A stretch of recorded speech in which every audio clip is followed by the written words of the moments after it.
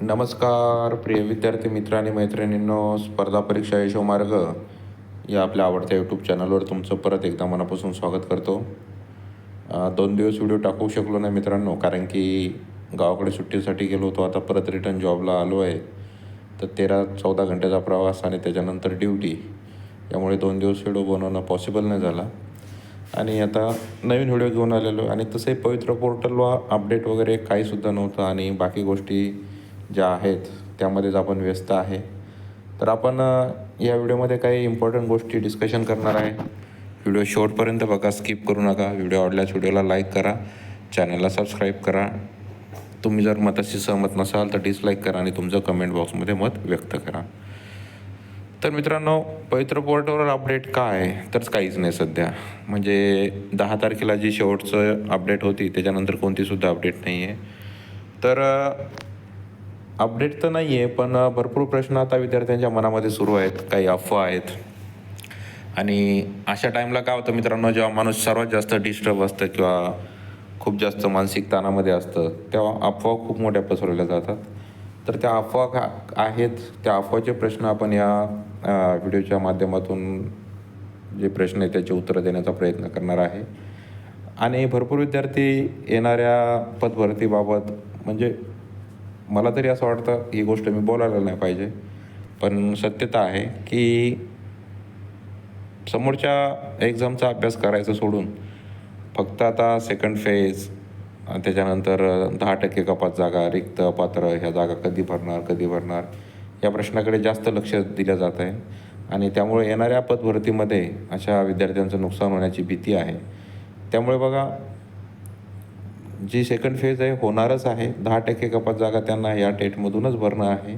रिक्त अपात्र, गैरहजर, माजी सैनिक ह्या जागा त्यांना कोणत्याही कंडिशनमधून ह्या टेटमधूनच भरणं आहे. आणि सेकंड फेजसुद्धा ह्या टेटमधूनच होणार आहे. परत जसे राऊंड लागले होते तसे राऊंड लागणार आहे. विदाऊट इंटरव्ह्यू लागणार आहे. त्याच्यानंतर विथ इंटरव्ह्यूचा परत राऊंड लागणार आहे. उर्दू माध्यमाचासुद्धा लागणार आहे. माजी सैनिकाचासुद्धा लागणार आहे. 10% कपातसुद्धा त्यात पण जागा भरल्या जाणार आहे. रिक्त अपात्र, गैरहजर आणि माजी सैनिक ह्या पण जागा भरल्या जाणार आहे. सेकंड फेज पूर्ण होणार आहे. याबद्दल कुठेही मनामध्ये शंका ठेवू नका.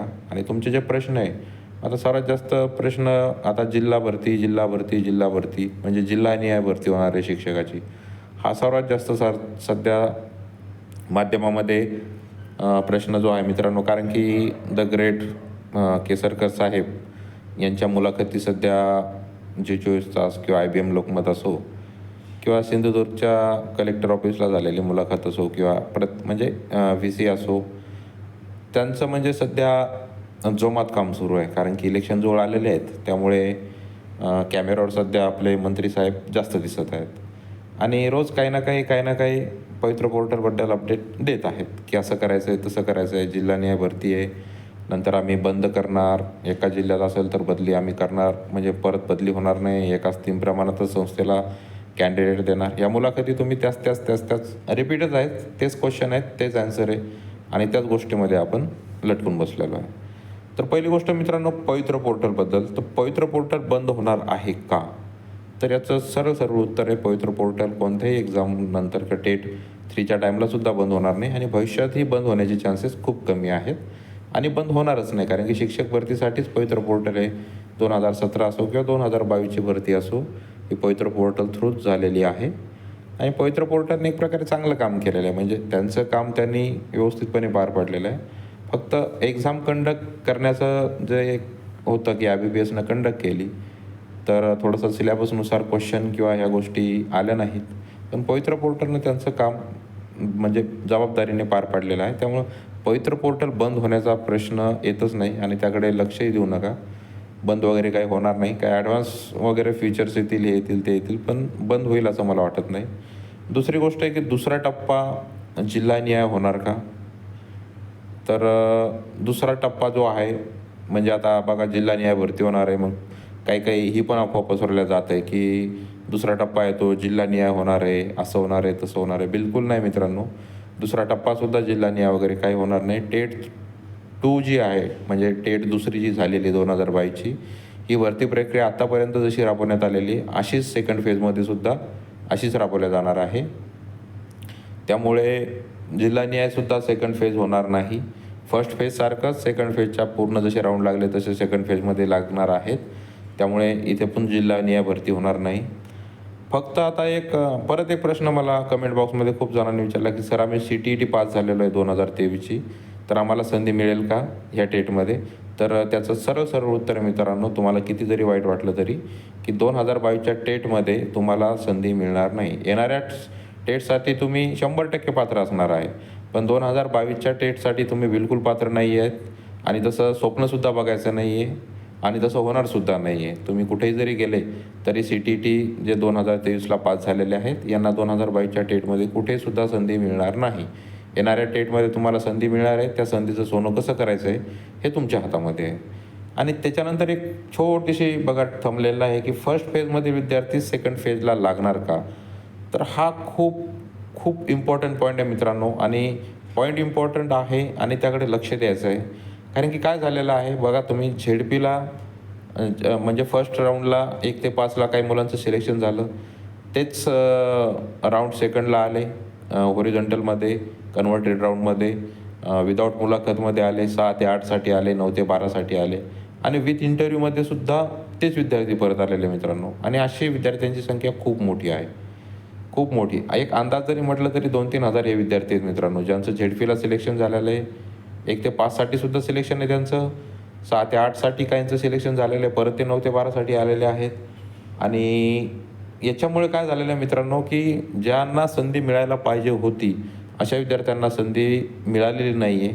कारण की एक चक्र फिरत राहिलेलं आहे. आणि इथं मी का म्हटलं की फर्स्ट फेजमध्येच सेकंड फेजमध्ये लागणार, तर याचं कारण असं मित्रांनो, आता काही काही मुलांची मागणी अशी आहे बघा, 1 ते 5साठी मुलाचं सिलेक्शन झालं असेल तर सेकंड फेजमध्ये ते 6 ते 8साठी 9 ते 12साठी येऊ शकतात. तो संविधानाने दिलेला त्यांना अधिकार आहे. त्यावर कुठेही कोर्टातसुद्धा गेले तरी कोर्टसुद्धा त्याच्यावर काही निर्णय देण्याची शक्यता खूप कमी आहे. पण फर्स्ट फेजमधलेच काही विद्यार्थी असे आहेत की जे म्हणतात की सेकंड फेजमध्ये पण आम्हाला, समजा 1 ते 5साठी आमचं सिलेक्शन फर्स्ट राऊंडला झालेलं असेल तर सेकंड फेजला पण आम्हाला 1 ते 5साठी पात्र करावे. तर ही गोष्ट बिलकुल व्हायला नाही पाहिजेत मित्रांनो. आणि ही गोष्ट जर झाली तर ह्या गोष्टीला विरोध करण्याचं सुद्धा काम करावं लागणार आहे. कारण की 1 ते 5साठी फर्स्ट फेजला जर सिलेक्ट झालेले विद्यार्थी परत सेकंड फेजला त्यासाठी जर पात्र केले तर मी सांगतो मित्रांनो की कोणता नवीन विद्यार्थी लागणारच नाही. कारण की फर्स्ट फेजमधलेच विद्यार्थी परत सेकंड फेजमध्ये येतील, कारण की गावाजवळ शाळा मिळेल, हे मिळेल, त्या दृष्टिकोनातून जर तेच विद्यार्थी येणार असतील मित्रांनो, तर ही जी कट ऑफ आहे ही फक्त वरच्यावर ज्या कॅन्डिडेटमध्ये आतापर्यंत फिरत आहे तिथेच फिरत राहील. आणि सेकंड फेजमध्ये जी आशा बघून आहेत विद्यार्थी मित्र, कारण की जागा खूप जास्त राहणार आहेत, कारण की जागेचं प्रमाण खूप जास्त राहणार आहे. त्यामुळे त्याच्यामध्ये जर परत त्यांना चान्स दिला, तुम्ही हायर याच्यासाठी जर जायचं असेल तुम्हाला तर त्यांना चान्स द्या. 1 ते 5साठी जर कोणाचं सिलेक्शन झालेलं असेल फर्स्ट फेजमध्ये, त्यांना सेकंड फेजमध्ये तुम्ही 6 ते 8साठी 9 ते 12साठी चान्स द्या. 6 ते 8साठी सिलेक्शन झालेलं असेल तर 9 ते 12साठी चान्स द्या. त्याबद्दल कुठेही जरी गेले तरी कोर्टातही त्यांची ती बाजू टिकून राहील आणि बाकीच्यावर अन्याय होणार नाही. पण सेम म्हणजे फर्स्ट फेजमधले 1 ते 5साठी पात्र झालेले सेकंड फेज परत त्याच जर ग्रुपसाठी पात्र होणार असतील तर जे काही भावी शिक्षक आपलं स्वप्न बघून आहेत की आपण सेकंड फेजला आपलं सिलेक्शन होईल, त्यांच्या म्हणजे याच्यावर खूप मोठी गदा येण्याचे चान्सेस आहेत. तर ही गोष्ट व्हायला नाही पाहिजे आणि 100% व्हायलाच नाही पाहिजे. कारण की फर्स्ट फेजमध्ये लागलेले विद्यार्थी सेकंड फेजला जर त्याच म्हणजे याच्यासाठी जर पात्र होत असतील 1 ते 5साठी, तर ही खूप धक्कादायक गोष्ट होऊ शकते. आणि जी कट ऑफ आहे ही कट ऑफ खाली येण्याचे चान्सेस खूप कमी राहतील. कारण की सेकंड फेजमध्ये 1 ते 2-3 मार्कापर्यंत ज्यांची कट ऑफमध्ये आहेत, कट ऑफच्या आसपास जे आशा धरून आहे की सेकंड फेजमध्ये आपलं सिलेक्शन होणार आहे, त्यांना मी आत्ताच गॅरंटी देतो मित्रांनो, तुमची 100% सिलेक्शन होणार आहे. 3 मार्कावरपर्यंतचं सिलेक्शन तर 100% मी गॅरंटी घेतो की तुमचं सेकंड फेजमध्ये सिलेक्शन होणार आहे. काहींचं 7-7, 8-8 मार्कापर्यंत सुद्धा कट ऑफ कमी जाऊ शकते, कारण की व्हॅकन्सीज कशा होतात कॅटेगरीनुसार त्यावर सुद्धा डिपेंड करेल. 7-8 मार्कापर्यंत पण कट ऑफ जो मित्रांनो तुमच्या कॅटेगरीचा जर सध्या आता जो असेल तर तिथपर्यंत सुद्धा खाली जाऊ शकतो, 7 ते 8 मार्कापर्यंत. पण मोस्टली 3 मार्कापर्यंत 99% मुलं जे मित्रांनो सेकंड फेजमध्ये तुमचं सिलेक्शन होणार आहे.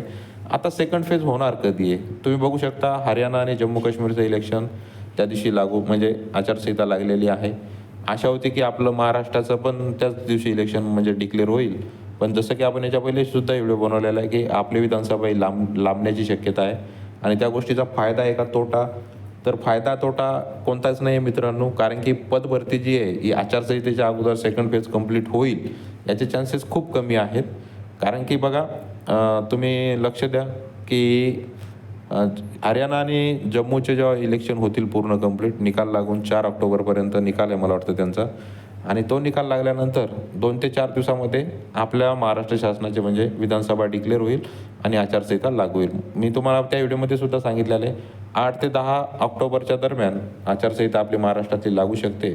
म्हणजे आत्ता इथून समजा 50 दिवस तुम्ही पकडून चालू शकता, तर 50 दिवसामध्ये पूर्ण भरती प्रक्रिया पार पडणार आहे असं बोलणं म्हणजे खूपच बालिश बुद्धी होईल अशी मला असं वाटतं की 50 दिवसामध्ये भरती प्रक्रिया कोणत्याही हालतीत पार पडणार नाही आहे. कारण की 31 ऑगस्टपर्यंत तुम्हाला माहिती आहे संस्थेचे राऊंड चालणार आहेत इंटरव्ह्यूचे, आणि त्याच्यामध्ये पण जॉईनिंगपर्यंत त्यांना 15-20 दिवस शिल्लक घेऊन मला तरी वाटतं सप्टेंबरचाच सेकंड वीक त्यांना पूर्ण जाईल, आणि तिथून समोर 30 दिवस जास्तीत जास्त आचारसंहितेला राहतील. आणि त्याच 30 दिवसामध्ये कोणत्या वॅकन्सी भरायच्या, तर मला असं वाटतं त्या 30 दिवसामध्ये जर कोणता राऊंड येऊ शकतो ज्याची मोस्ट प्रोबॅबिलिटी आहे, संभाव्यता आहे, तर मला असं वाटतं की एक माजी सैनिकाचा राऊंड याच्यामध्ये ते करून टाकतील. बघा, हे माझं वैयक्तिक मत आहे, कोणाचंही इथं मला म्हणजे कोणाला फक्त चांगला वाटा मी या गोष्टीने बोलत नाही आहे. मी पहिल्यापासूनच असा माणूस आहे जो सत्य बोलणारा आहे की या 50 दिवसामध्ये जर तुम्हाला असं वाटत असेल की 10% जागासुद्धा भरल्या जाणार आहे, रिक्त अपात्र गैरहजर माजी सैनिकसुद्धा भरल्या जाणार आहे, सेकंड फेज पण कंप्लीट होणार आहे, तर अशी कोणती गोष्टसुद्धा होणार नाही मित्रांनो. तर कारण होणार तर सेकंड फेज होणार आहे हे 100% आहे. 10% जागा भरल्या जाणार आहे 100%, रिक्त अपात्र गैरहजर 100% भरल्या जाणार आहे. त्याबद्दल मी कधीच निगेटिव्ह बोललेलो नाही. पण तुम्ही म्हणसाल की सर हे सगळं 50 दिवसात होणार आहे, तर याची शक्यता खूप कमी आहे. मला तरी असं वैयक्तिक असं वाटतं की 10 ते 15 दिवसामध्ये माजी सैनिकाचा जो राऊंड आहे मित्रांनो, ज्या काही जागा त्यांना माजी सैनिक मिळालेल्या असतील तर तो एक राऊंड कंप्लीट होऊन जाईल. कारण की उर्दू जेव्हा कन्व्हर्टेड राऊंड आला होता तर त्यामध्ये त्यांनी क्लिअरली मेन्शन केलं होतं की माजी सैनिकाचा आम्ही एक वैयक्तिक म्हणजे जो आहे माजी सैनिकाचा हा सेपरेट एक राऊंड आम्ही म्हणजे निवड यादीत टाकणार आहे. तर तो एक राऊंड लागू शकतो. त्याच्यानंतर त्याचं डॉक्युमेंट व्हेरिफिकेशन आणि ते 10-15 दिवस पकडून सप्टेंबर आपला पूर्ण त्यामध्ये जाऊ शकतो.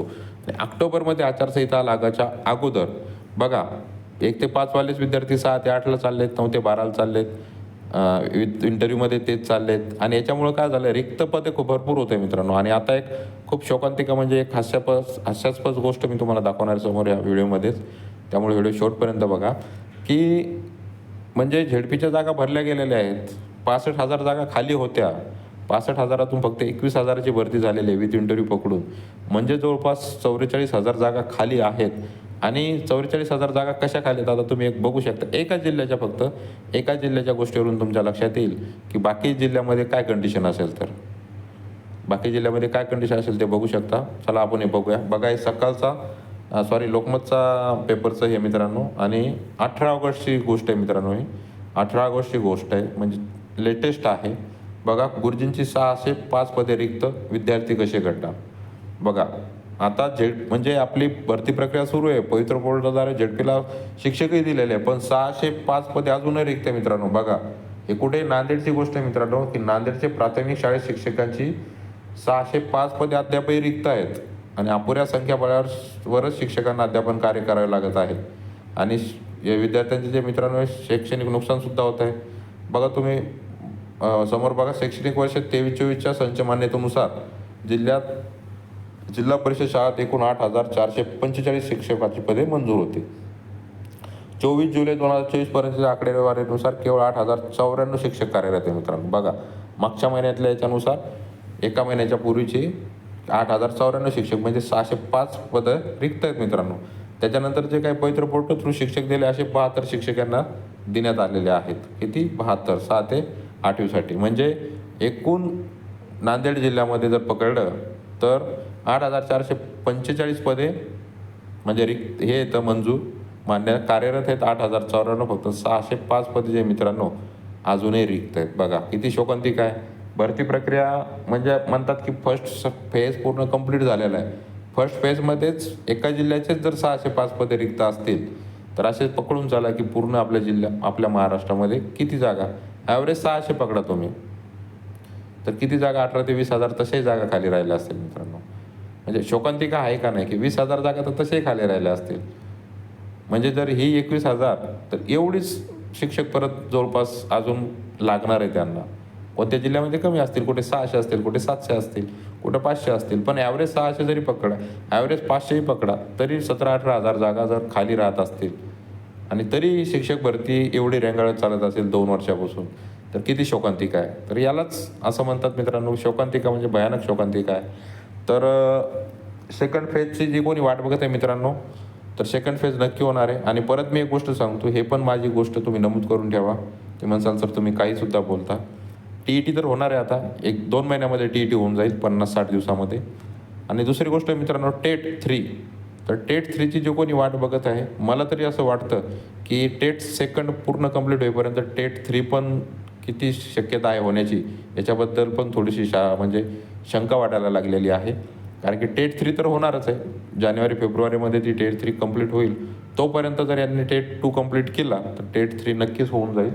टेट 3 तर होणारच आहे, पण टेट 2 पूर्ण कंप्लीट व्हायला किती टाईम. कारण कसं आहे, मला हे म्हणायचं आहे मित्रांनो, की 2017चे विद्यार्थी आत्तापर्यंत 2024पर्यंत वाट बघून आहेत. 7 वर्षे गेलेले मित्रांनो.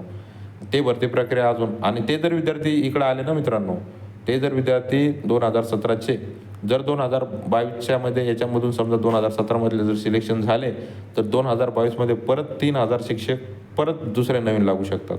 कारण की 2022मध्ये 2017चे 2 ते 3,000 मुलं वाट बघून आहेत 2017च्या म्हणजे शिक्षक भरती कधी कंप्लीट होते तर. आणि ते जर झालं ना, तर त्यांच्यासाठी प्रार्थना करा तुम्ही. 2022चे जेवढे अभियोग्यताधारक आहेत, सर्वांनी देवाकडे प्रार्थना करा की त्यांच्या साईडने निर्णय लागून त्यांना जॉईनिंग लवकरात लवकर होते. कारण की ते जर जॉईन झाले तर तुमचा आणखी जास्त फायदा होणार आहे. कारण की जवळपास 3,000 पदी 2017चे मुलं जे ह्या भरतीमध्ये लागणार आहेत. कारण की 2017चे 2022ला आहे, आणि ही भरती प्रक्रिया अशीच रेंगाळत राहिली तर 2017चे 2024-25ला राहणार, 2022चे परत 24-25ला राहणार. त्यामुळे 2017-2022 ही भरती प्रक्रिया पूर्ण टेट 3च्या अगोदर कंप्लीट व्हायला पाहिजे. कारण की 2017ची कंप्लीट झाली तर 2022च्या अभियोग्यताधारकांना आणखी जास्त फायदा होणार आहे. कारण की 3,000 नवीन परत मुलांना वॅकन्सी ऑटोमॅटिकली हे होऊन जातील. कारण की 2,500-3,000 मुलं 2017चे असेच वाट बघून आहेत शिक्षक भरतीची कंप्लीट होण्याच्या. तर त्यामुळे त्यांच्यासाठी सुद्धा प्रार्थना करा. कारण की त्यांची कोणतीही गलती नाही आहे. त्यांची गलती नसताना आज ते 7 वर्षापासून वाट बघत आहे. आपण 2022पासून 2 वर्षामध्ये आपल्यामध्ये पॅनिक बटन असं दबलेलं आहे आपलं, की कधी होतंय. तर 2017पासून त्या बिचाऱ्यांची काय कंडिशन असेल, वैयक्तिक आपण त्यांना त्यांच्या जागी ठेवून बघा, मग तुम्हाला कळेल. त्यामुळे तुम्ही जसं तुमची वाट बघत आहे तशीच प्रार्थना करा की 2017ची सुद्धा भरती प्रक्रिया कंप्लीट व्हावी. त्यामुळे 2022च्या अभियोग्यताधारकाचा परत फायदा होईल, आणि 2024मध्ये जे होईल त्यामध्ये आणखी फायदा होईल. कारण की परत नवीन मुलांना नवीन चान्स भेटेल. इथं पण जुने मुलं 2017चे चालले जातील, आणि 2022ला परत कट ऑफ कमी होईल, आणखी मुलांचं सिलेक्शन होईल.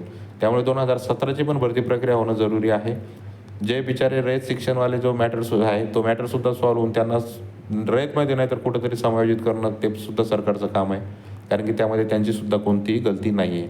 त्यामुळे ह्या गोष्टी मित्रांनो, सेकंड फेज होणार आहे. जागा खूप जास्त आहे. 10% कपात भरती पण ती पण होणार आहे. रिक्त अपात्र गैरहजर पण होणार आहे. पण यासाठी टाईम लागणार आहे मित्रांनो. कारण की 1 ते 1.5 महिना आचारसंहिता आणि निवडणुकीमध्ये जाईल. त्याच्यानंतर परत त्याच्या पहिले एखादा राऊंड माजी सैनिकाचा होऊ शकतो. आणि रिक्त म्हणजे 10% कपातच्या जागा ठेवलेल्या मित्रांनो. बिंदू नामावलीचा जो काही गोळ होतो आणि कोर्टामध्ये त्याबद्दल काय म्हणजे मॅटर झालं होतं, तर ते जर प्रॉब्लेम सॉल्व्ह झाला लवकरात लवकर, आणि जर 10% जागा जर कपात जर लवकर भरल्या, तर ती सुद्धा भरती प्रक्रिया मला तरी वाटते रिक्त अपात्र गैरहजरपेक्षा सुद्धा 10% कपातची भरती लवकर होऊ शकते.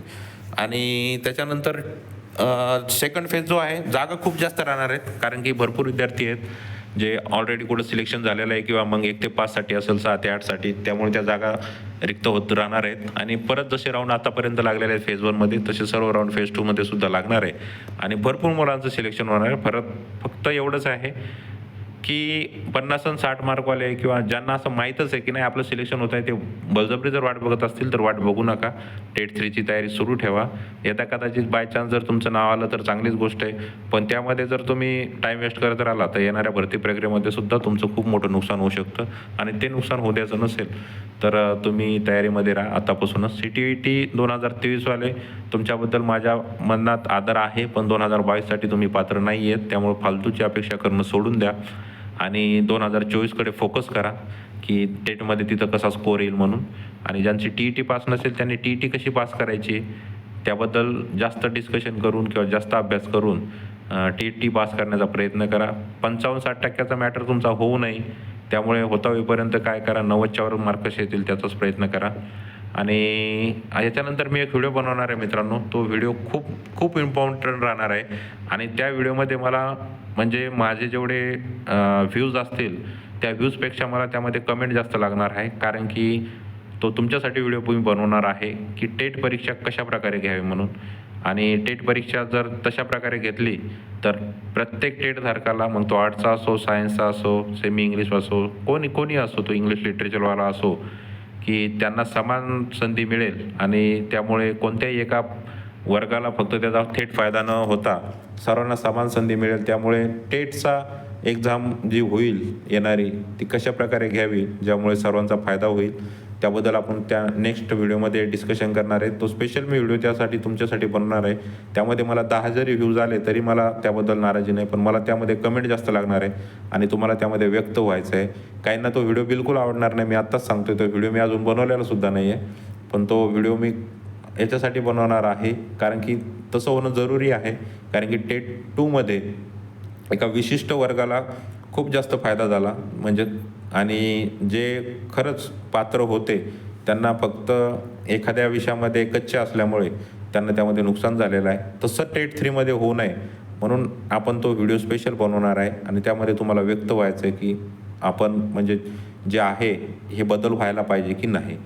तर असा हा व्हिडिओ होता मित्रांनो आजचा, आणि आशा करतो हा व्हिडिओ तुम्हाला नक्कीच आवडला असेल. आवडल्यास चॅनलला लाईक करायचं आहे, सबस्क्राईब करायचं आहे, जास्तीत जास्त शेअर करायचं आहे मित्रांनो. चला तर भेटूया नेक्स्ट व्हिडिओमध्ये. तोपर्यंत सुखी राहा, आनंदी राहा, काळजी घ्या. धन्यवाद. जय हिंद, जय महाराष्ट्र.